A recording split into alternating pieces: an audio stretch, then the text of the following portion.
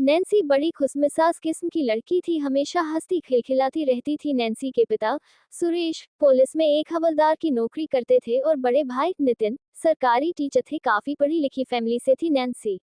Nancy घर में सबसे छोटी थी और सबकी लाडली भी, इसलिए शुरुआत से ही उसकी सारी ख्वाहिशें पूरी होती आई थी। नैन्सी एक लड़के प्रीतम से बेहद प्रेम करती थी। प्रीतम भी नैन्सी से बहुत प्यार करता था। एक दिन नैन्सी और प्रीतम मिले तो प्रीतम ने नैन्सी से बातों ही बातों में पूछा, हमारी शादी कैसे होगी। तो नैन्सी ने हंसते हुए जवाब देकर कहा, क्यों, क्या प्रॉब्लम आएगी अपनी शादी में। नैन्सी को ये लगता था कि शादी आसानी से हो जाएगी।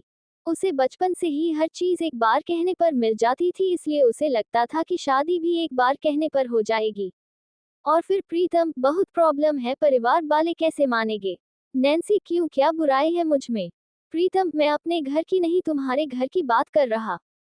नैन्सी हंसते हुए फिर बोलती है, पागल, मेरे परिवार वाले मेरी सभी बातें मानते और ये भी मान जाएंगे।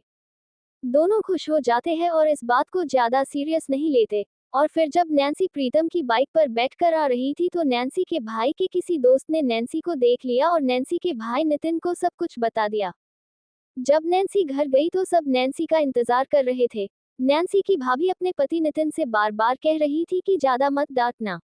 और जैसे ही नैन्सी आए, नैन्सी के पापा ने नैन्सी से पूछा, कहाँ गई थी बेटा।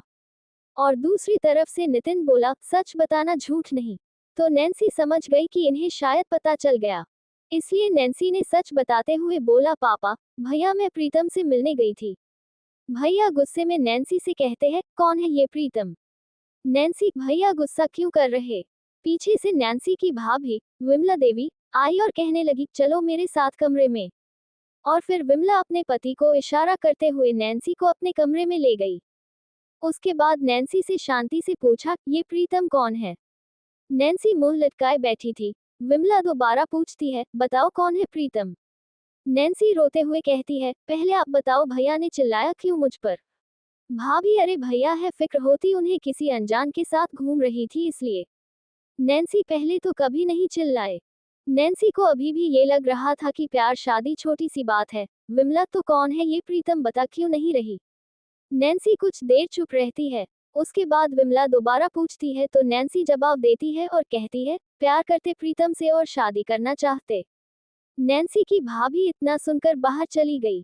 बाहर जाकर अपने पति नितिन को बुलाया और उसे बताया और कहा, नैन्सी प्रेम करती है उस लड़के से और शादी करने की कह रही है। ये सुनकर नितिन बाहर से ही नैन्सी को डांटते हुए कहता है, नहीं हो सकता ये, और आज के बाद उससे मिलने गई तो बहुत पिटाई होगी तुम्हारी। नैन्सी डर जाती है और अब उसे समझ आता है कि शादी हंसी खेल नहीं है और जैसा वो सोचती थी वैसा होना बहुत मुश्किल है। उसके बाद नैन्सी प्रीतम को मैसेज करती है, घर पर कोई नहीं मान रहा, शादी के लिए क्या करे। प्रीतम चौंक जाता है और कहता है, तुमने बता दिया क्या घर पर। नैन्सी, हाँ, उन्होंने पूछा तो बता दिया। प्रीतम, पागल हो तुम बिल्कुल से। उसके बाद नैन्सी अपनी भाभी से पूछती है और कहती है, क्यों नहीं मान रहे भैया, क्या प्रॉब्लम है। विमला ने नैन्सी को समझाते हुए कहा, देखो नैन्सी, वो लड़का नीची कास्ट का है, तुम्हारे भैया ने सब पता कर लिया, इसलिए नहीं हो सकती शादी वहाँ। नैन्सी, तो कास्ट से क्या होता, कुछ भी हो जाए मैं उसी से करूंगी शादी, कह देना आप भैया से। और फिर नैन्सी के पिता और भाई दोनों नैन्सी के लिए लड़का देखता है और नैन्सी को बिना दिखाए ही शादी फिक्स कर देते हैं। और इस बात की कोई नैन्सी को भनक तक नहीं पड़ने देता है। और फिर एक दिन घर की सजावट होती है और फिर नैन्सी अपनी भाभी के पास जाकर पूछती है, ये घर को सजा क्यों रहे हैं। भाभी खुश होकर कहती है, क्योंकि कल तुम्हारी सगाई है। नैन्सी एकदम से शॉक होकर खड़ी रह जाती है और भाभी से कहती है, मुझे नहीं करनी ये सगाई वगाई भाभी। और रोने लगती है। विमला उसे कमरे में ले जाती है और कहती है, देखो सब रिश्तेदार देख रहे, ऐसे मत रो। नैन्सी गुस्से में, देखने दो, लेकिन मैं ये सगाई और शादी नहीं करूंगी। और फिर भागकर अपने कमरे में चली जाती है। कमरे में जाकर प्रीतम को फोन करके कहती है, कल मेरी सगाई हो रही, किसी ने मुझे बताया नहीं, अब मैं क्या करूं। प्रीतम, मैं तुम्हारे फोन का ही इंतजार कर रहा था, मुझे सब पता चल गया है। नैन्सी रोते हुए, क्या करे अब। प्रीतम धीमे आवाज में कहता है, देखो अब एक ही रास्ता है, भाग चलो। नैन्सी घबराते हुए कहती है, कैसे। प्रीतम, आज रात को मैं तुम्हारे घर के पास वाली गली में मिलूंगा, तुम अपना सामान लेकर आ जाना। नैन्सी को भी यही सही लगता है और नैन्सी हाँ कह देती है। शाम को नैन्सी अपने कमरे सामान पैक कर लेती है और रात को 12 बजे के बाद प्रीतम को फोन करती है। प्रीतम गली में खड़ा अपने एक दोस्त के साथ नैन्सी का इंतजार कर रहा था। नैन्सी भी डरते डरते घर से निकलती है, लेकिन विमला उसे देख लेती है। उसके हाथ में एक बैग था जो विमला को शक की ओर ले जाता है, इसलिए विमला नैन्सी के पास जाकर उसे रोक लेती है और पूछती है, कहाँ जा रही इतनी रात को। नैन्सी घबरा जाती है और जल्दी जल्दी में कहती है, कहीं नहीं कहीं नहीं। विमला नैन्सी का हाथ पकड़ के एक तरफ ले जाती है। नैन्सी को अपने गहने उतार कर देती है और कहती है, अपने साथ ले जाओ, काम आएंगे। और कहती है, और सुनो, तुम अपने साथ अपने भाई पिता सबकी इज्जत लेकर जा रही हो। नैन्सी रोते हुए अपनी भाभी को गले लगाती है और कहती है, क्या करे भाभी, मैं प्रीतम के बिना नहीं रह सकते, आप कुछ करो प्लीज। विमला नैन्सी को समझाकर चुप कराती है और कहती है, देखो, तुम्हारे भाई और पापा ने तुम्हारी सारी जिदें पूरी की है, तुम्हें भी पता है ये बात, क्या तुम उनके लिए इतना नहीं कर सकती। नैन्सी, लेकिन आप ही बताओ, मैं उस लड़के को जानती तक नहीं, ना ही मैंने उसे देखा है, उसके साथ कैसे खुश रहूंगी मैं। विमला, मैंने भी तुम्हारे भैया को नहीं देखा था, लेकिन मैं खुश हूं ना। नैन्सी, आपने किसी से प्यार नहीं किया था, आपको तो किसी ना किसी से शादी करनी ही थी। विमला, ठीक है, अगर तुम अपने भाई पिता के बगैर रह सकती तो चली जाओ, मैं तुम्हें नहीं रोकूंगी। नैन्सी चुप रह जाती है और अपना बैग रख देती है। उसके बाद विमला नैन्सी को उसके कमरे तक लेकर जाती है और उससे कहती है, देखो नैन्सी, तुम एक इंसान के लिए अपना परिवार कैसे छोड़ सकती। नैन्सी विमला की बात से सहमत हो जाती है।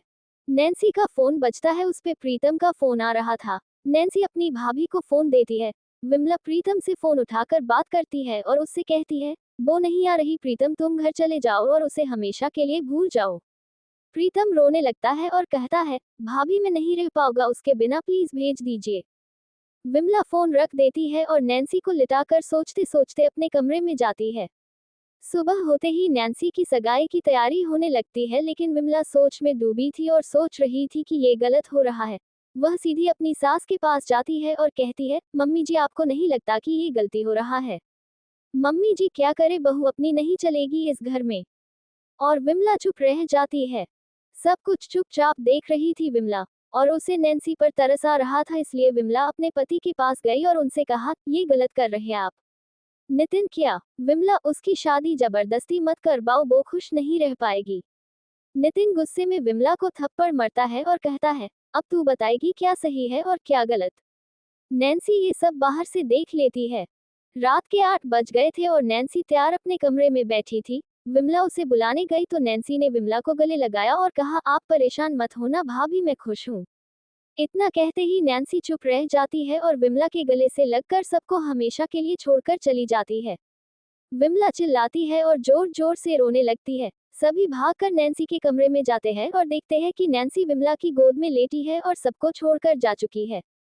कोई कुछ बोलने लायक नहीं बचा था, सब शांत से हो गए थे। प्रीतम को पता चलता है तो प्रीतम नितिन और नैन्सी के पिता को जिम्मेदार ठहरता है। प्रीतम नैन्सी की यादों में अभी तक जूझ रहा है और नैन्सी का पूरा परिवार अपनी जिद के चलते अपने आप को कोसता रहता है। ऐसे ही वीडियो देखने के लिए हमारे चैनल को लाइक एंड सब्सक्राइब करें। Thanks for watching.